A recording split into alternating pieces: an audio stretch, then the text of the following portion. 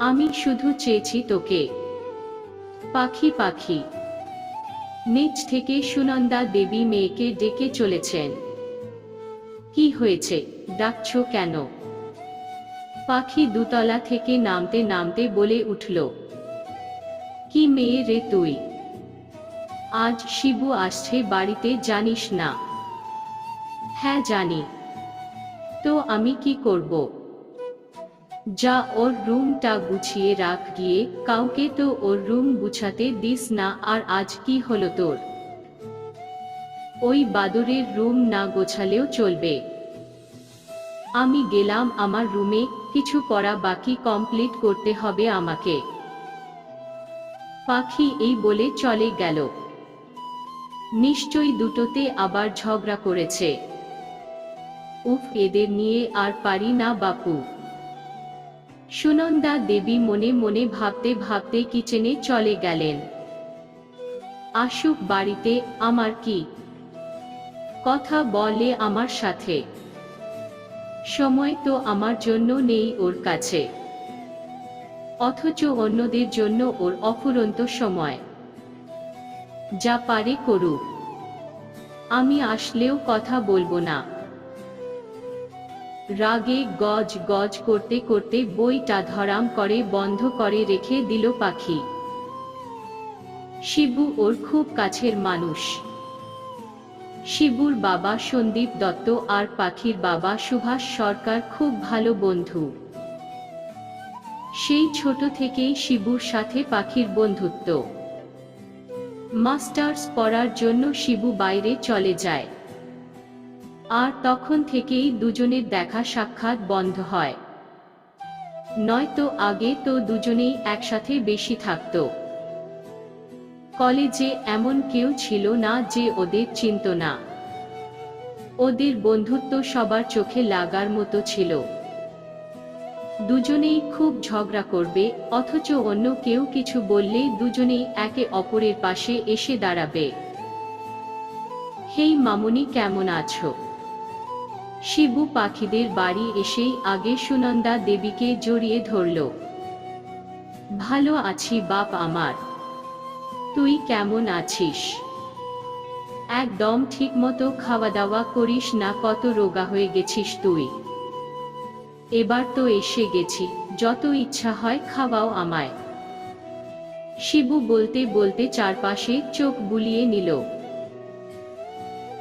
যাকে খুঁজছিস সে নিজের রুমে আছে।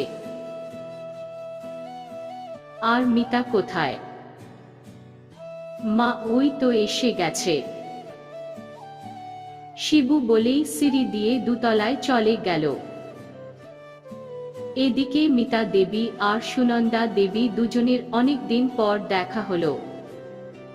দুজনেই শুরু করে দিল নিজেদের মধ্যে গল্প। পাখি বিছানায় বসে আছে, ওর হাতে রয়েছে একটা ডায়েরি। ও মন দিয়ে কিছু লিখতে ব্যস্ত। আচমকা নিজের চুলে টান পেতেই ও চমকে উঠল আর শিবুকে দেখে রেগে গেল।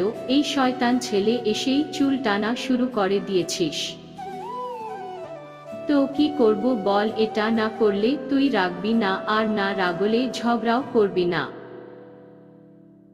Just shut up. যা নিজের প্রেমিকাদের সাথে গিয়ে গল্প কর। এখানে এসেছিস কি কারণে? প্রেমিকাদের? আমার কোনো গার্লফ্রেন্ডই হলো না। শিবু ইনোসেন্ট ফেস করে বলেই আবার বলল, এই দেখ তো এই মেয়েটাকে কেমন দেখতে। নিজের ফোন এ থাকা একটা মেয়ের ছবি দেখিয়ে বলল শিবু। পাখি একবার সেদিকে তাকিয়ে শিবুর দিকে তাকালো। আরে বলবি তো? তুই তো জানিস আমার তোকে না বললে চলে না। ভালোবাসিস একে? নয় হ্যাঁ। যা বললাম তার উত্তর দে। আমি এখনই নিচে যাই আর গিয়ে বলি তোর কাউকে পছন্দ, বাকিটা বড়রাই সামলে নেবে। পাখি এই বলেই উঠে দাঁড়ালো। ও এক পা এগোবে তখনই শিবু ওর হাত ধরে টেনে নিজের সামনে দাঁড় করালো। এত তারা কিসের? হ্যাঁ, এই ছাড় আমার হাত, নিচে যাব আমি।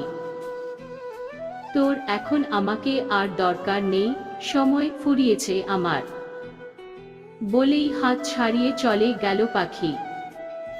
কি হলো? কি বলে গেল ও? ও কি কোনো কারণে কষ্ট পেল? শিবু নিজেকে নিজেই প্রশ্ন করে উঠল, কিন্তু উত্তর যে ওর কাছে নেই। সন্ধে হতেই শিবু নিজের রুম থেকে নিচে নামল। সেই দুপুরে খাওয়া দাওয়ার পর পাখির সাথে আর কথা হয়নি ওর। সেখানে ওর বাবা মা, পাখির বাবা মা সবাই গল্প করছে। মামুনি পাখি কোথায়? দেখলাম না ওর রুমে। আরে ও একটু বেরিয়েছে, চলে আসবে। তুই কি কফি খাবি এখন? না, এখন আর কিছু খাবো না। শিবু কিছুক্ষণ এর মধ্যেই রেডি হয়ে বাইকের চাবি নিয়ে বেরোলো। ওর পুরনো সব বন্ধুদের সাথে দেখা করে কথা বলে সারাটা সন্ধে কাটিয়ে ফেলল। রাত 9টা বাজতে যায় তখন শিবু বাইক নিয়ে বাড়ির গেটের সামনে আসে। দেখে যে পাখি একজনের সাথে দাঁড়িয়ে হেসে হেসে কথা বলছে। ছেলেটা আবার ওর হাত ধরে আছে, যেটা দেখেই শিবুর মাথা গরম হয়ে গেল। ও নিজের বাইক থেকে নেমে ওদের সামনে গিয়ে দাঁড়ালো। কি হচ্ছে এখানে? অদ্ভুত কথা বলিস, দেখতেই তো পাচ্ছিস যে কথা বলছি। পাখি এক ঝলক তাকিয়ে বলে উঠল, বাড়ি চল, এখন আর অত কথা বলতে হবে না। এই যে মিস্টার, তুমি কে যে এত কথা বলছো আমাদের দুজনের মাঝে? ও ওর বাড়ির সামনেই আছে, এইটুকু ও চলে যেতেই পারবে। পাশ থেকে অভিজিৎ বলে উঠল, এখন কি তোমার থেকে জানতে হবে কে হই আমি ওর? আহ, কি হচ্ছে তা কি? অভি, বাড়ি যা, পরে কথা হবে, বাই। পাখি এই বলে বাড়ির গেটের সামনে এগিয়ে গেল। শিবুও গেল পিছু পিছু। বাড়িতে এসেই আগে ফ্রেশ হয়ে নিল পাখি। সোফায় বসেও তখনই শিবু ওর পাশে এসে বসল। কে ছেলেটা? কোন ছেলেটা? যার সাথে কথা বলছিলি? তোর না জানলেও চলবে। কেন? সব কিছুর উত্তর হয় না। তুই বলবি নাকি না আমাকে আলাদা করে খোঁজ নিতে হবে? পাখি শিবুর দিকে তাকিয়ে বলে উঠল, এত কিসের অধিকার দেখাচ্ছিস তুই? তুই কারোর সাথে কথা বললে দোষ নেই, আর আমি বললেই দোষ হয়ে গেল, তাই না? আগের সময় আলাদা ছিল শিবু, তবে এখন সব কিছুই বদলে গেছে, সর্বোপরি তুই বদলে গেছিস। পাখি উঠে চলে গেল। ওর যাওয়ার দিকে তাকিয়ে শিবু চেয়ে রইল। সত্যিই তো, আমি এতটা কেন হাইপার হচ্ছি ওকে অন্য কারো সাথে কথা বলতে দেখে? হ্যাঁ, ও আমার অনেক কাছের, কিন্তু আর কিছু ভাবতে পারল না শিবু।